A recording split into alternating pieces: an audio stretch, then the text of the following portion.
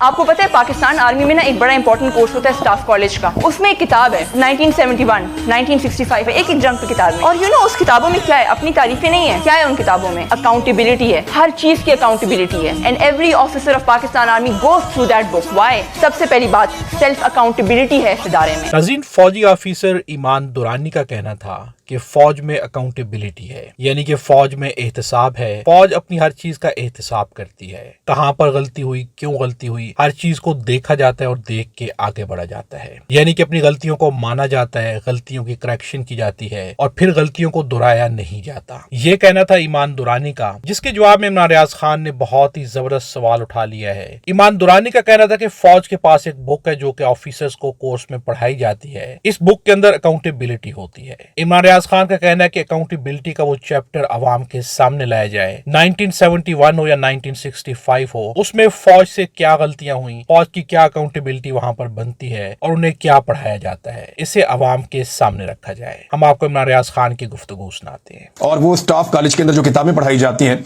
1965 की जंग पे, 1971 की जंग पे, उन किताबों के अंदर सेल्फ अकाउंटेबिलिटी है, यानी एहतसाब का अमल है, फौज का एहतसाब हो। एक तो मैं जानना चाहूंगा कि जो 1971 की जंग के हवाले से जो किताब पढ़ाई जाती है स्टाफ कॉलेज में, उसमें जो अकाउंटेबिलिटी वाला या एहतसाब वाला चैप्टर है, जरा वो कौम के सामने लेकर आए ना, कौम को पता चले कि उस वक्त आपने क्या गलत किया था।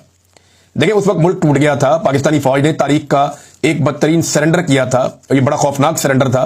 90,000 फौजियों ने हथियार डाले थे। इतने बड़े पैमाने पर कभी भी फौज ने हथियार नहीं डाले जैसे मशरकी पाकिस्तान में हुआ पाकिस्तानी फौज के साथ।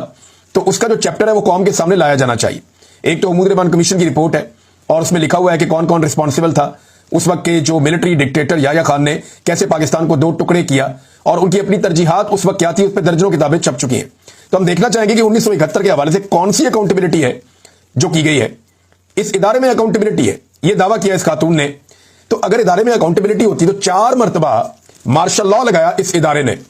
4 डिक्टेटर्स आए जिन्होंने आईने पाकिस्तान को तोड़ दिया, वायलेट कर दिया। क्या उनकी अकाउंटेबिलिटी इस इदारे ने की? नहीं की। इस इदारे ने बार बार हुकूमतें बनाई और हुकूमतें गिराई। क्या अकाउंटेबिलिटी हुई?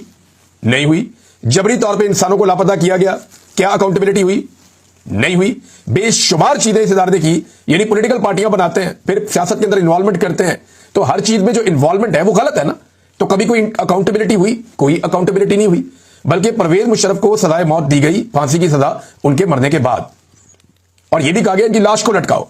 तो क्या कोई अकाउंटेबिलिटी हुई? बल्कि उस जज को निशाने इबरत बनाना शुरू कर दिया जिस जज ने यह फैसला दिया था। नाज़रीन, ईमान दुरानी का कहना था कि फौज में अकाउंटेबिलिटी है, यानी कि जो फौज गलत करती है, फौज अपनी गलतियों को मानती है और अपनी गलतियों से सीखती है। लेकिन क्या गुज़िश्ता 3 साल में फौज से कोई भी गलतियां नहीं हुई? और अगर गलतियां हुई हैं तो क्या फौज ने उन गलतियों से सीखा या उन्हें सही करने की कोशिश की? क्या अकाउंटेबिलिटी सिर्फ और सिर्फ अपने मुफाद के लिए की जानी है? या अकाउंटेबिलिटी का मतलब यह है कि जो भी गलती हो उस गलती का एतराफ किया जाए, उस गलती को ठीक किया जाए? इमरान रियाज खान ने भी सवालात उठा दिए हैं। इमरान रियाज खान ने गलतियां गिनवाई भी हैं, लेकिन देखना यह है कि क्या इन गलतियों की करेक्शन की जाती है। फौज ने, इदारे ने अपनी गलतियों का एतराफ करना शुरू कर दिया है। ईमान दुरानी की गुफ्तगू में भी वाज़ेह एतराफ है कि मैं ये नहीं कहती कि फौज जो भी करती है वो ठीक है, लेकिन मैं ये कहती हूँ कि फौज जो भी करती है वो अवाम के इंटरेस्ट में होता है, जिसके ऊपर सोशल मीडिया पर शदीद तनकीद का सिलसिला भी जारी है। इस वीडियो के बारे कमेंट्स में अपनी राय का इजहार जरूर कीजिएगा। वीडियो अच्छी लगे तो लाइक भी जरूर कीजिएगा।